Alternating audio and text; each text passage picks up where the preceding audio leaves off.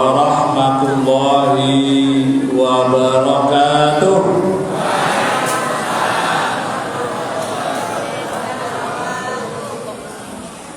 Siapa yang mau ceramah di depan?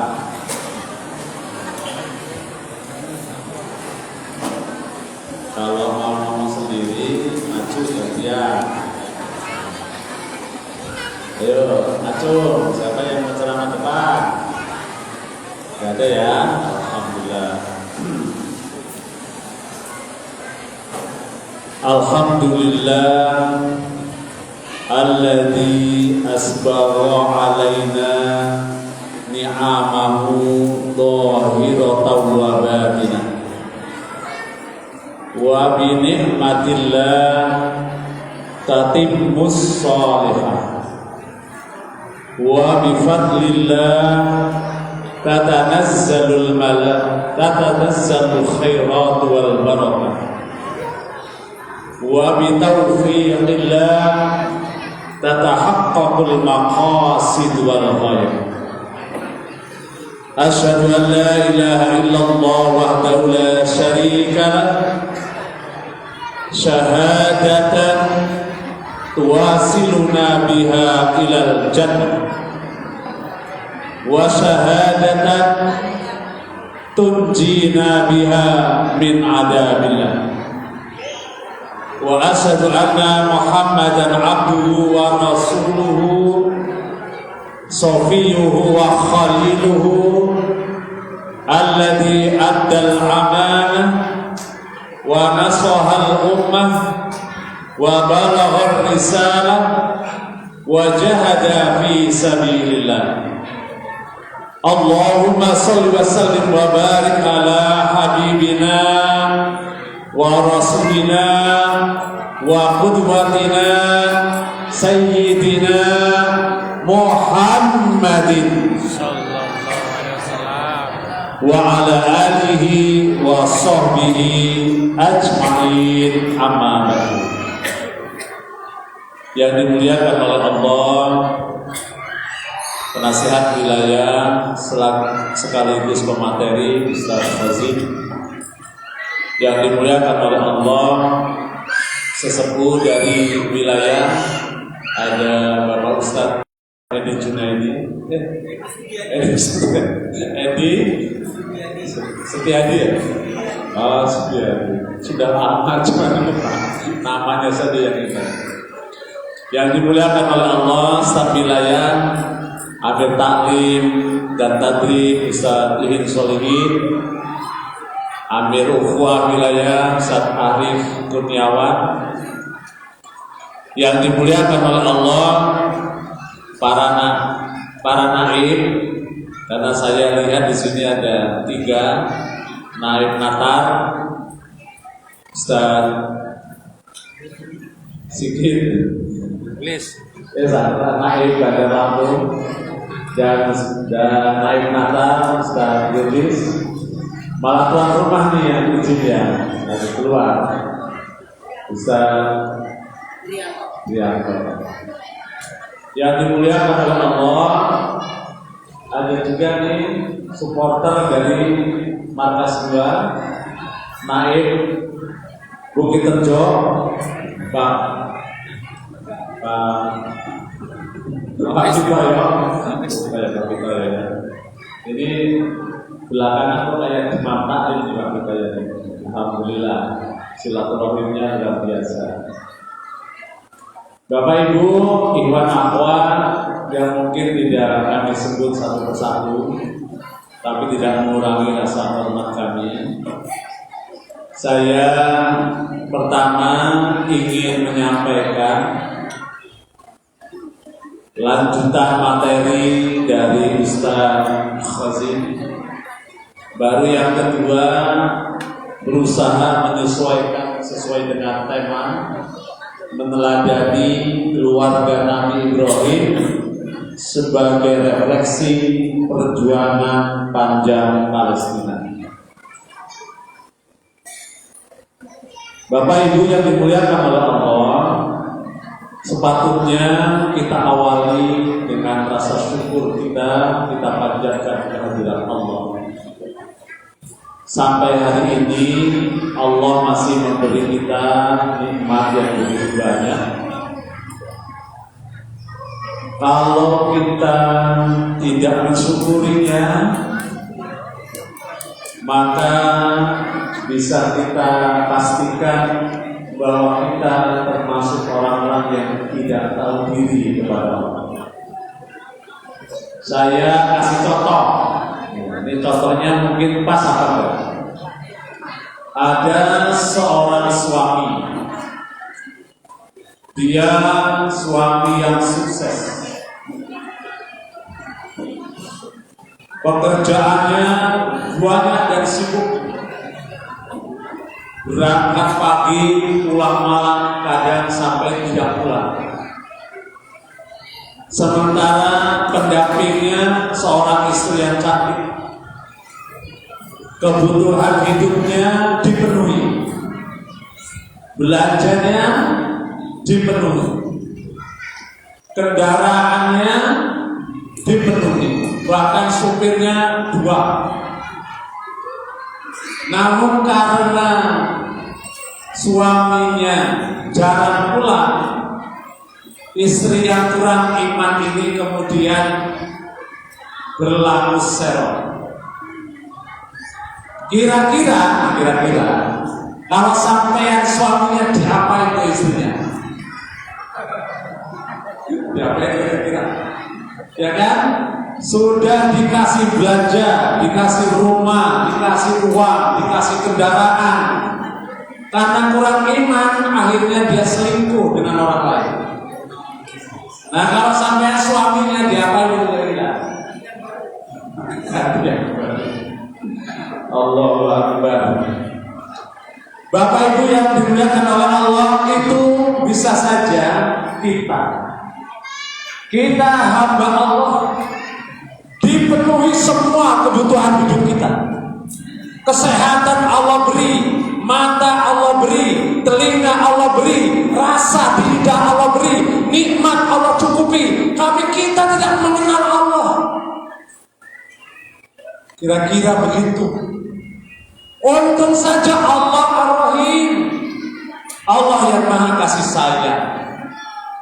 Untung saja Allah At-Tawwab, membuka selebar-lebarnya pintu taubat bagi siapa saja yang mau bertaubat sebelum ajal tiba menjemputnya. Subhanallah. Kalau orang-orang tidak mau beribadah dan bersyukur kepada Allah, hamba yang tidak tahu diri kepada Allah, hamba yang tidak tahu diri. Masya Allah. Kira-kira cocok nggak? Cocok nggak kira-kira? Nah, kalau tadi sampean sebagai suami benci betul sama istrinya karena tadi, mestinya Allah itu begitu. Lawan hidup dikasih, ya kan? Panca indera dikasih, kesehatan fisik sempurna, pengen jodoh diciptakan jodohnya, pengen makan dibuahkan, semua buah-buahan gak ada andil kita. Hujan Allah turunkan, malam untuk tidur Allah perjalankan, siang untuk cari duit diberikan, kesehatan Allah berikan, masih tidak mengenal Allah. Ini benar-benar hamba yang tidak tahu diri. Makanya kita bersyukur, walaupun bandel-bandel dikit masih mengenal Allah. Alhamdulillah, ya kan? Suruh ibadah hanya 5 menit kali 5, padahal yang Allah beri 24 jam, ya kan? Suruh zakat hanya 250.000. Kalau duitnya berapa? Berarti berapa kalau 250.000? 100 juta. Ya, sederhananya hanya 25.000 kalau uangnya 1 juta. Coba, banyak mana yang kita makan, apa yang kita sedekahkan? Oh, nggak ada apa-apanya, Masya Allah. Nggak ada apa-apanya, ya kan? Coba mata kita suruh baca Quran 5 menit saja udah alhamdulillah. Baca WhatsApp berapa jam? Oh, nggak ada bandingnya, Masya Allah, ya kan? Nah, maka Makanya bersyukur kepada Allah. Ayo, siapa yang mau ngomong di depan? Ada yang mau ngomong di depan? Nah, saya lanjutkan ceramahnya Ustaz Khozi. Apa tadi? Nah, berdiri, terus mantap, terus madep, mantep. Nah, sekarang saya tanya, kalau sudah mantep mau ngapain? Maka setelah kita berjamaah, kemudian mantep, satu, kita akan sama-sama mengamalkan Al-Quran dan Sunnah. Jadi setelah berjamaah ini kita akan mengamalkan Al-Quran dan Sunnah. Maka ketika kita berbaiat, saya berbaiat akan menolong Allah.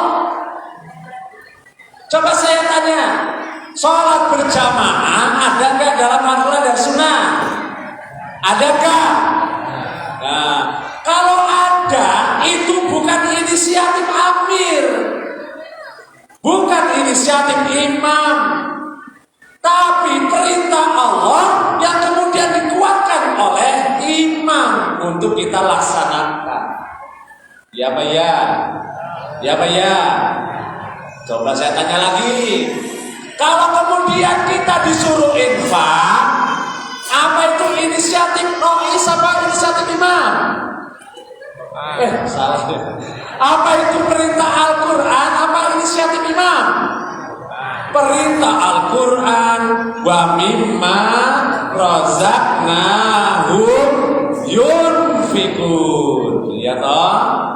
Nah, setelah baiat ya, imam mengarahkan pakai pakaian syar'i supaya menutup. Ada nggak dalam Al-Quran? Ada. Kenapa imam mengarahkan untuk mengamalkan sesuai dengan kemampuan isi Al-Quran? Karena itulah kita bertujuan berjamaah, ingin mengamalkan Al-Quran dan lawang sudah baiat suruh ke masjid kok protes. Berarti gak paham baiatnya. Sudah baiat suruh ukhuwah, nah kan? Ribat, ada nggak ayatnya? Isbiru, wasobiru, warobitu. Lah, suruh ribat kok protes, kan? Padahal baiat mau mengamalkan syariat Islam. Di sini ada nggak ribat? Ronda malam, ada nggak? Kan? Kemudian suruh taklim, protes, ada nggak perintah taklim? Faridatun ala kulli muslimin wal muslimah. Jadi setelah mantap kita berjamaah, satu ngapain? Satu ngapain tadi? Mengamalkan Al-Quran dan kalau diajak ngamalin yang lain, no, begitu, ya kan? Jadi setelah berjamaah kita diajak ngamalin yang lain yang tidak berdasar Quran dan Sunnah. Gimana jawabannya? Ulangi lagi. Kalau sudah berjamaah kita diajak ngamalkan di luar Al-Quran dan Sunnah. Jawabnya yang keras. Rasulullah yang keras. Saya ulangi lagi. Kalau kita sudah berjamaah diajak mengamalkan Al-Quran dan Sunnah, jawabnya yes, kok no lagi ya. Jadi salah. Maka nih dengerin, kan? Jadi setelah mantap berjamaah, satu, kita akan mengamalkan Al-Quran dan kalau diajak untuk menjalankan Al-Quran dan Sunnah, jawabnya begitu. Kalau diajak untuk mengamalkan yang tidak berdasarkan Al-Quran dan Sunnah, jawabnya benar ya. Besok taklim. Jawabnya gimana? Yes. Gimana jawabnya? Yes. Nah begitu. Infak jawabnya? Yes. Lompat jawabnya? Yes. Benar nih, serius, jangan cengar-cengir. Kalau satu orang cengar-cengir, kalau bareng-bareng cengar. Ya, paham ya? Satu. Yang kedua, setelah mantap mau ngapain? Menjadi muslim yang kafah. Jadi setelah berjamaah, yang kedua mau ngapain? Jadi muslim yang kafah. Mau ngapain? Menjadi muslim yang kafah.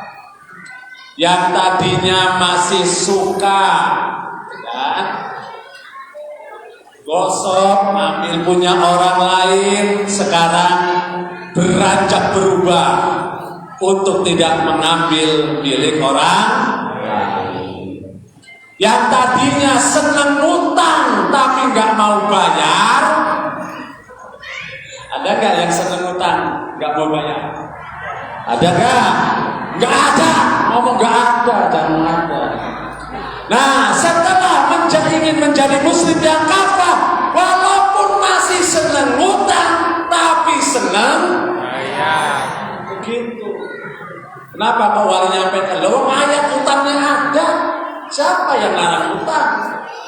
Cuma kalau berani ngutang, berani, nah begitu. Karena ini salah satu jadi penyakit. Yang tadinya akur jadi nggak akur gara-gara nggak bayar. Yang tadinya taklim harmonis jadi kurang harmonis gara-gara diantaranya belum bayar. Ya apa kira-kira? Ya.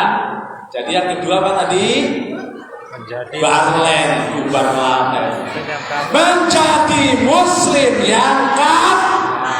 Nah, begitu ya. Jadi setelah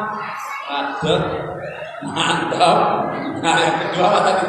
Yang pertama mengamalkan Al-Quran dan Sunnah. Yang kedua menjadi muslim yang kafah. Nah, yang ketiga taat, tertib, disiplin. Nah, coba ulangi apa? Taat, tertib, disiplin. Taat itu patuh. Tertib itu artinya rapih. Rapinya gimana? Lah yang punya rois mau pergi safar, ya tertib. Rois saya izin mau ke Jambi seumpama. Ini namanya minta izin. Kalau diizinkan, alhamdulillah. Kalau nggak diizinkan, innalillah, sabar. Gitu. Namanya minta izin. Jangan minta izin, berangkat dulu baru SMS. Rois, saya sudah di Jambi, mohon izin. Ini mohon izin apa pamitan? Pamitan. Mohon izin apa pamitan? Kalau yang pakai SMS, pertama indisiplinir, kedua tidak izin. Tapi kalau yang izin, pertama syariat, yang kedua tanda orang yang beriman. Beda gak? Beda gak? Beda. Para iwan, kalau kita makmum punya hak izin. Pokoknya acara apa saja kalau memang bisa izin, silakan izin. Karena hak untuk minta izin itu bagi makmum. Tinggal umarohnya mengizinkan atau ini ada yang umarohnya juga gampangan. Makanya mengizinkan juga berdasarkan seumpama izin gak taklim mau kondangan. Kan? Tuh. Kondangan boleh, taklimnya boleh. Makmumnya inisiatif rois, saya mau izin, mau ngapain? Mau makan enak, di mana? Di kondangan. Terus gak bisa taklim? Iya. Nah, kata Naif, kata Umaroknya nih, bareng aja kalau gitu. Nah, ini Umarok yang gak paham. Saya juga pengen libur taklimnya. Kalau seumpama nih Roisnya, sampean taklim dulu. Karena ini kewajiban berjamaah. Setelah itu baru kita bareng-bareng kondangan. Bagus kan kira-kira? Nah kalau ada ada makmum yang protes, roisnya ini kayak paling tobat aja. Saya sudah minta izin, saya sudah bagus, nggak diizinkan. Ini memang roisnya nggak pengertian. Ini kira-kira yang nggak pengertian roisnya apa makmumnya? Saya tanya, jangan ketawa. Ini yang nggak pengertian roisnya apa makmumnya? Benar. Saya ulangi, yang nggak pengertian roisnya apa makmumnya? Kalau sampean tetap jalan, roisnya yang bertanggung jawab menuju ke neraka. Nauzubillah min. Gitu kira-kira. Ya Allah. Makanya nggak enak jadi rois. Apalagi jadi naib. Siapa yang mendaftar jadi wali?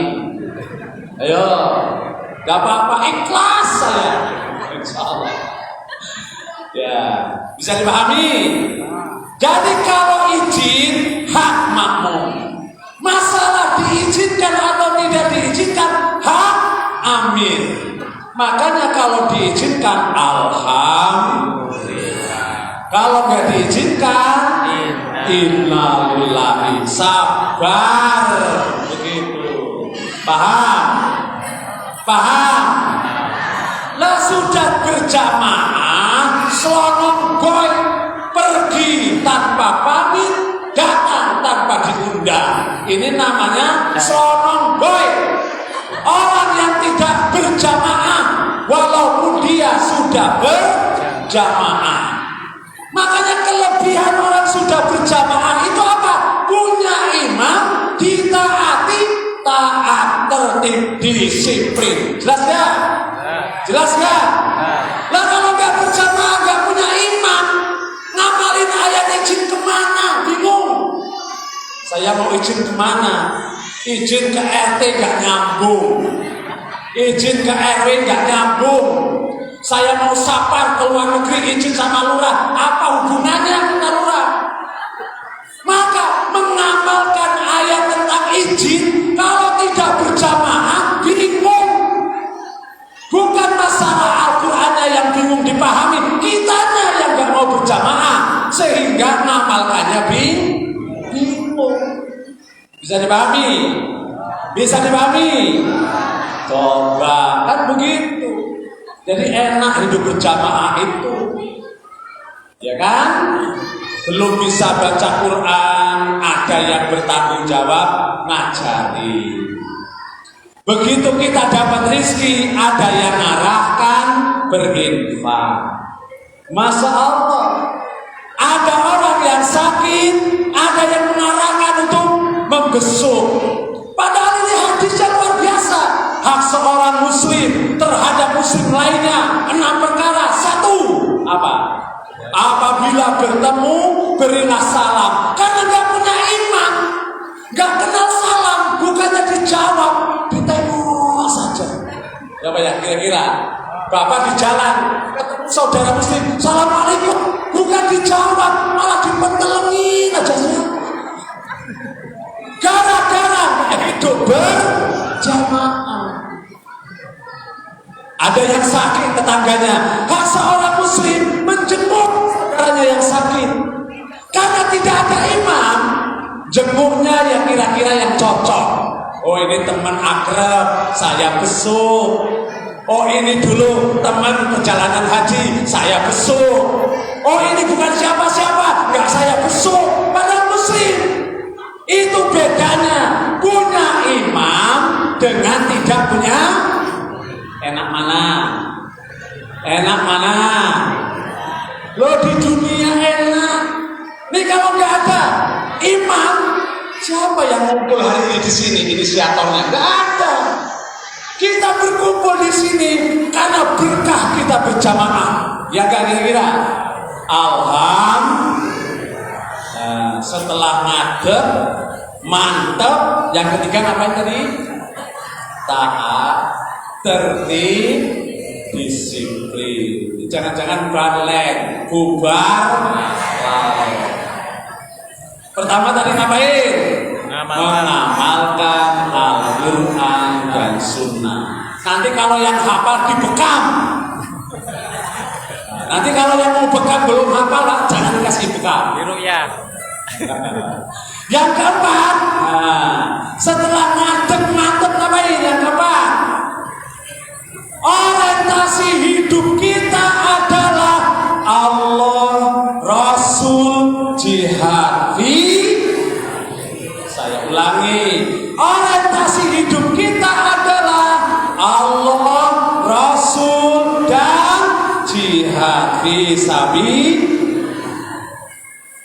Cocok nggak? Kok diam? Cocok nggak? Coba saya tanya. Dulu yang maksain beat siapa? Dulu yang karep beat siapa? Sendiri. Jawab Pak Iwan. Dulu yang karep beat siapa? Sendiri. Saya sebentar. Dulu yang karep beat siapa? Ada nggak yang maksain? Ya, didatangin apa sampai datang sendiri mau beat? Oh, apa itu beat? Menjual diri dan hartanya untuk surga. Ya apa enggak? Maka sekarang hidup kita orientasinya adalah Allah, Rasul, dan jihad fisabilillah. Contohnya apa? Contohnya nih biar clear contohnya. Begitu panen jagung, kalau orientasinya jihad Allah Rasul dan yang pertama dipikirkan bukan yang lain. Ada enggak nih zakatnya? Berarti Allah, Rasul, dan dan jihad fisabilillah. Begitu gajian, yang dipikirkan apa? Infak. Nah itu baru orientasinya Allah, Rasul, dan ulil amri. Jihad ya, dan jihad fisabilillah. Kalau dengar aja, coba tidur apa bangun ke masjid? Bangun ke masjid apa tidur? Ini pada ngalamin kali ini, yang pada ke masjid nih, yang jawab jadinya. Kalau dengar azan ke masjid apa tidur? Nah, kalau ke masjid berarti Allah, Rasul, dan jihad fisabilillah. Paham? Kalau ada 3 undangan ke pasar, undangan kondangan, sama undangan taklim, mana dulu? Mana dulu? Benar? Nah, Allah, Rasul, jihad fisabilillah. Kalau bangun malam, kencing doang, terus tahajud, pilih mana? Pilih mana? Kencing doang, tahajud, Allah, Rasul, dan jihad. Bisa dipahami? Bisa dipahami? Alhamdulillah. Setelah ngadep, mantap. Yang keempat apa tadi? Allah, orientasi hidup, Allah, Rasul, dan jihad. Aduh, capek banget sih ini, spekernya kurang kenceng apa ya? Aduh, saya belum sarapan memang. Yang kelima, setelah ngadep mantep, membangun ukhuwah, membangun persaudaraan. Nah, contoh persaudaraan yang paling kental persaudaraan itu di mana? Di rumah toh, bapak, ibu, anak. Anak laki-laki kamarnya 1, anak perempuan kamarnya 1.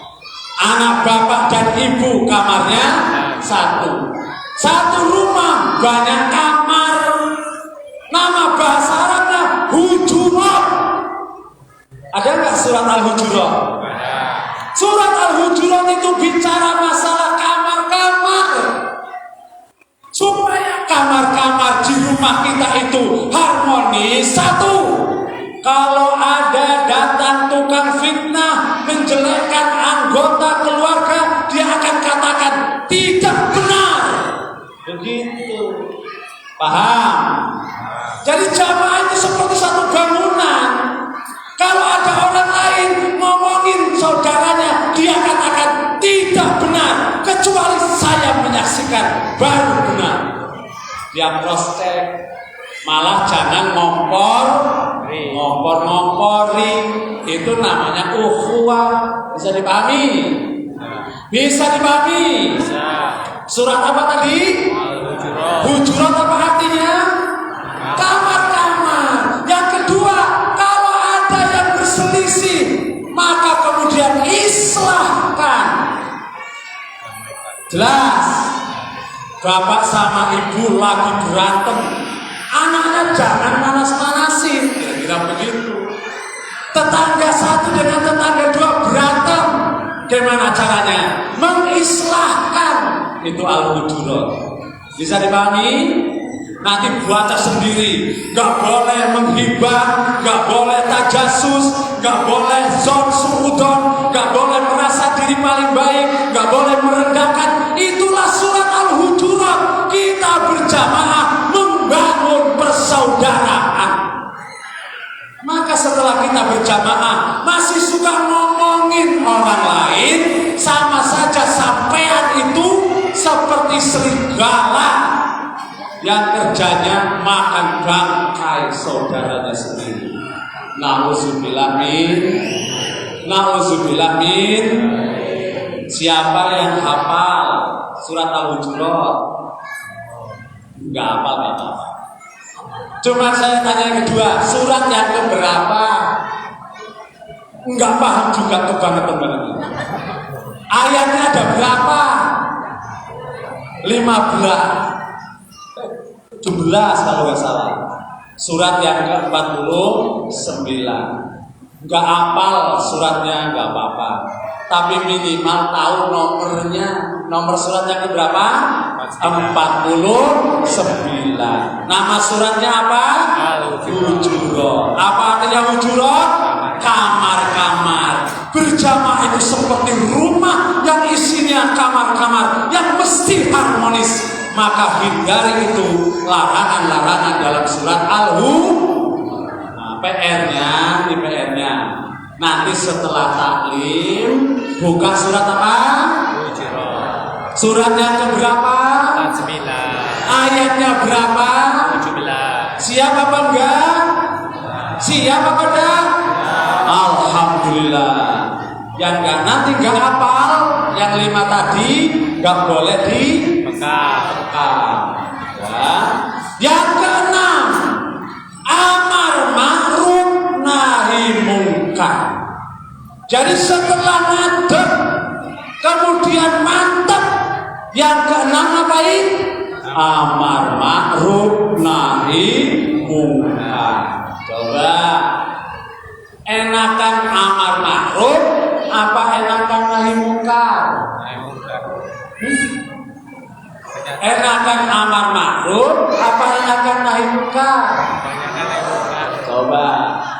Enakan menjalankan ibadah apa enak menjauhi larangan? Sama. Gurunya beda-beda. Coba, lebih enak amalkan ibadah apa menjauhi larangan? Sama aja. Seselin apa jawabnya? 5 menit lagi ya? Enggak ya?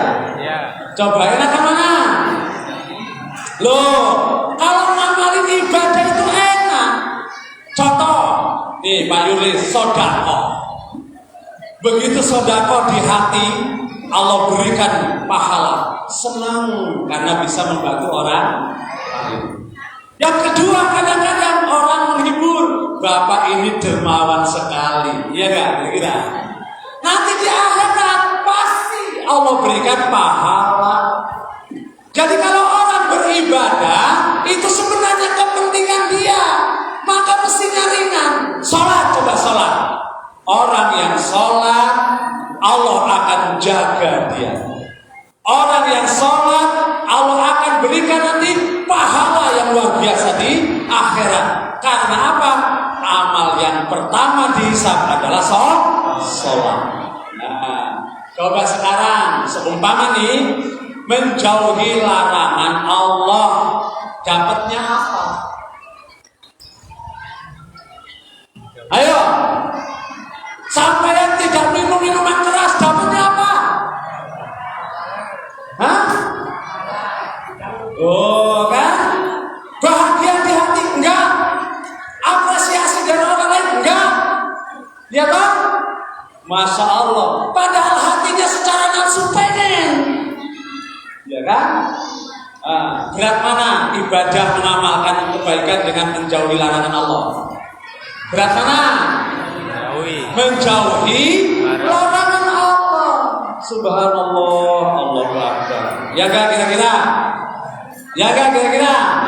Loh kalau yang paham sholat kebutuhan, infak kebutuhan, baca Quran kebutuhan, bangun malam kebutuhan. Kalau yang paham, kita yang butuh puasa kebutuhan. Tapi coba tidak berzina, tidak pacaran, tidak merokok, tidak judi, tidak apa-apa. Loh ini gak dapat apa-apa. Tapi hawa nafsunya berat. Ya gak kira-kira? Allahu Akbar. Ya Pak ya? Ya Pak ya? Berat. Coba kalau nggak percaya, ini yang normal-normal. Kalau lihat cewek cantik seneng gak? Kalau lihat cewek cantik seneng gak? Seneng dong? Itu normal. Maka kata Rasulullah ketika ditanya, saya lihat cewek, kalau nggak sengaja jangan lanjutkan. Itu namanya rizki. Tapi kalau sudah lihat masih diprototin, awas, itu panah setan. Jadi Rasulullah bicara masalah. Iya pasti.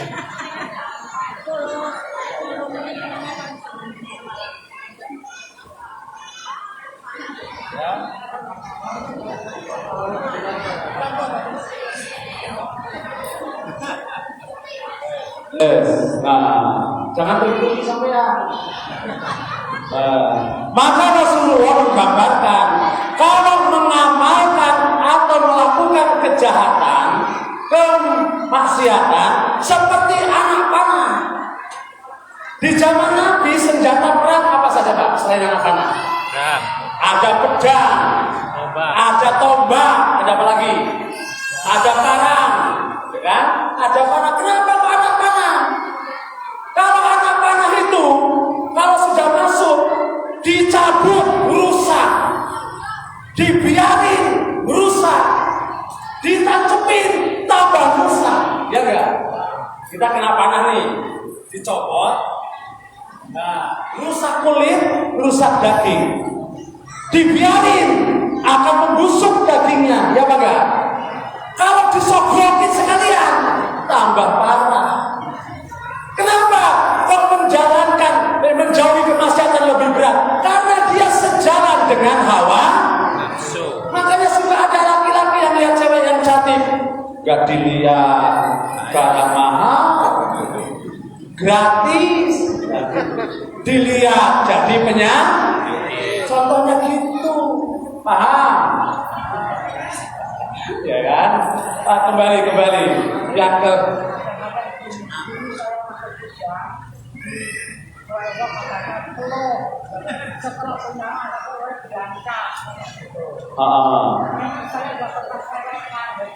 gak pernah pacaran, tapi gak nyesel loh. Ya baik, ya jangan. Jadi setelah ngadep, mantap apa yang kena tadi? Aman maklum. Amar ma'ruf. Amar ma'ruf nahi mungkar, ya kan? Kalau dia saudaranya nggak taklim, berani ngajak. Kalau dia saudaranya main gaple, berani nolak. Bisa dipahami, ya kan? Jangan tadi ngajak taklim berani, lihat saudaranya melakukan maksiat dibiarin. Itu namanya nggak seimbang, nggak amar ma'ruf nahi. Makanya caranya gimana amar ma'ruf nahi munkar? Tawasau bil haq, tawasau bis sabr, tawasau bil marhamah. Ada yang istrinya marhamah. Jadi setelah berjamaah amar ma'ruf nahi, punya teman, ayo kita berjamaah. Ini syariat Islam, sampai yang mau nggak mau ya terserah. Tapi ini ayatnya, ini dalilnya. Begitu. Sebagai bapak anaknya 5, sudah gede-gede, nggak ada yang berjamaah. Nah, sini. Saya kasih tahu. Kalau sudah dewasa berjamaah itu syariat Islam. Kalau kamu nggak mau, bapak berlepas diri. Tapi kalau kamu mau, pahalanya bagi kamu berkah ayat doakan. Begitu, berani nggak? Ngomong sama anaknya sendiri nggak berani. Dia yang lahirin, dia yang biayain, dia yang ngasih biaya. Ngomong kepada yang baik nggak berani. Masya Allah. Di sana tapi kalau di sini, insya Allah.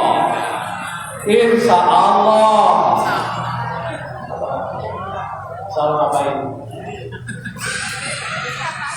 Oh, nggak beda. Begitu. Sekarang suaminya sudah BA, istrinya belum. Sampean itu nahkodanya, sampai itu pemimpinnya. Mau diajak ke surga enggak? Ayo kita berjamaah. Masalah nanti tidak mau, Nabi Nuh istrinya juga nolak. Tapi udah dikasih. Apakah sudah dikasih tahu selesai? Oh, kalau saya yang ngomong sebagai suami, mungkin saya nggak pas. Panggil Ustaz Solihin ke rumah. Masih nggak mempan, panggil Ustaz Hojin ke rumah. Masih nggak mempan lagi, panggil dua-duanya, Ustaz Hojin dan Ustaz Solihin. Masih nggak mau juga.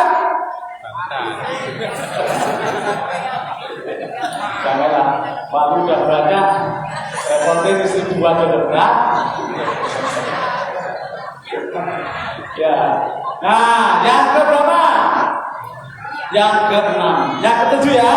Setelah ngadeg ya. Mantap. Yang ke-7 adalah meningkatkan akhlakul karimah.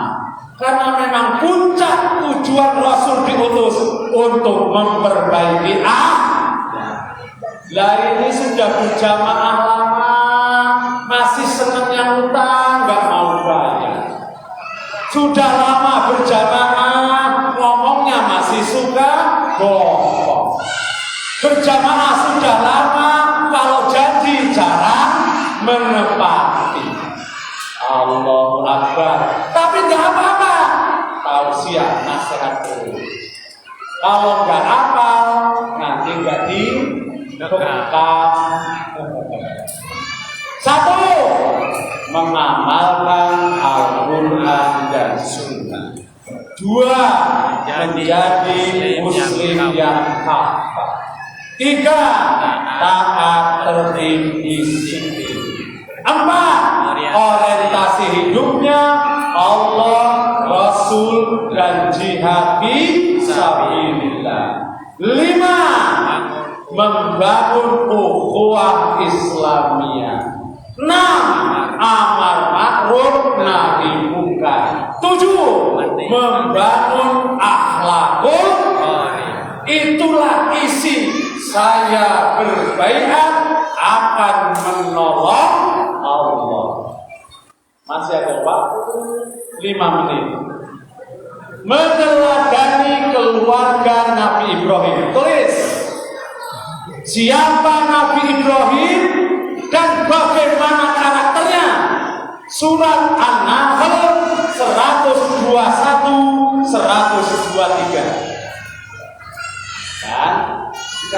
sudah dibikin temanya nggak diterangkan. Ya, jadi karakter Nabi Ibrahim surat An-Nahl ayat 121 sampai 123. Qanitan, beliau orang yang sangat taat. Hanifan, orang yang lurus ikhlas. Walam yakun minal musyrikin, dia tidak melakukan kemusyrikan. Syakiran li an'umihi, orang yang sangat pandai bersyukur kepada Allah. Istabahu ila siratil mustaqim, ia berpegang teguh kepada petunjuk Allah dan Rasul. Wa annahu bil akhirati laminas sholihin, dia nanti di akhirat termasuk orang-orang yang soleh. Jelas? Jelas?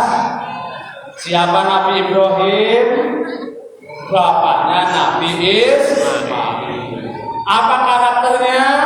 Surat An-Nahl ayat 121 ayat 123. Apa isinya? Baca dewek. Tadi udah terangkan ya. Yang kedua, Nabi Ibrahim bedanya dengan kita. Coba sekarang, kalau sampai suruh lompat sampai Jakarta, sanggup nggak? Sanggup nggak? Benar? Sampai Jakarta loh, pakai motor, jalan kaki. Nah, jalan kaki toh? Itulah bedanya kita. Nabi Ibrahim lompat dari Masjidil Aqsa ke Masjidil berapa kali? Ya Allah, dalam sejarah 5 kali beliau bolak-balik. Subhanallah. Dari Masjidil Aqsa ke Masjidil, itu tandanya taat luar biasa. Tulis, baca surat Al-Hajj 26, 27, 28. Coba, ini saking taatnya. Yang kedua, Nabi Ibrahim itu memang orang yang sangat senang berjuang dan berkorban. Sampai-sampai jangankan kambing, anaknya sendiri di coba luar biasa. Lah sampai yang punya kambing 9 suruh berkorban 1, mikir-mikir. Ya kan kira-kira? Urunan sapi 2 juta, mikir-mikir. Padahal motornya 5 di ruang tamu itu, Masya Allah. Ya enggak? Ya enggak? Oh, masih ngomong gak mampu. Coba. Berapa di sini kurbannya berapa? Ini apa? Berapa? 4 kali 7 berapa? 4 kali 7 28. Orangnya ada berapa? Kok cuma 28? Orangnya berapa? Punya motor enggak? Ya. Coba ngomong enggak mampu, motornya 5 di rumah. Masa 2 juta enggak mampu, malu sama Tuhan. Masya Allah. Bisa dipahami? Mudah-mudahan. Apalagi kalau disuruh sama Nabi Ibrahim, bojomu sembelihan. Coba kayak apa? Ketiga, masih gak ada apa-apanya kita. Buka surat As-Saffat ayat 100 sampai dengan 115. Jelas kan Pak Iwan? Jelas kan Pak Iwan? Nah, Nabi Ibrahim itu Nabi yang sangat apa? Ficur. Biasanya apa? Prospeknya ke depan. Jadi beliau itu selalu berdoa untuk umat dan kebaikan generasinya. Kita kadang-kadang ya Allah doain istri sebelahnya tidur saja jarang. Doain tetangga jarang. Boro-boro doain roisnya, doain naibnya, doain walinya. Ya Pak enggak? Ya Pak enggak? Ya sekarang buktiin doain walinya. Mudah-mudahan mobilnya Alfa. Serius ini, jangan diri dulu. Ayo saya kasih waktu 10 menit. Ayo doain walinya. Kalau dikabul saya malah takut. Nanti mau taklim malu saya bawa Alfa. Doakan saja, mudah-mudahan sehat dan Allah berikan rezeki yang berkah sehingga mau ngapa-ngapain bisa. Lihat di sini ada yang sakit 5, bagi semua 1 juta bisa. Ya, paham? Kagak, mau keliling ke tempat Iwan gitu kan. Begitu lihat Iwan rumahnya beli keramik, nih beli keramik, mudah-mudahan bisa. Ya kan kira-kira. Nah, lanjut, makanya doa Nabi Ibrahim dikabulkan oleh Allah. Doanya luar biasa, sampai sekarang berlaku. Berjubel orang berada di kota Mekah karena doa Nabi. Buka surat Ibrahim ayat 46, 45 sampai dengan 49 sampai 50. Jelas Iwan? Jelas Iwan? Jelas Iwan? Meneladani keluarga Nabi Ibrahim sebagai refleksi perjuangan panjang Palestina.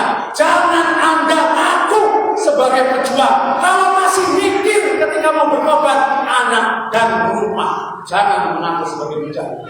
Karena kalau sudah mujahid, dia tidak akan nolak ke kanan ke kiri, apalagi ke belakang dan mundur ke belakang. Orang mujahid hanya dia lihat samina begitu. Berat gak kira? Berat gak kira?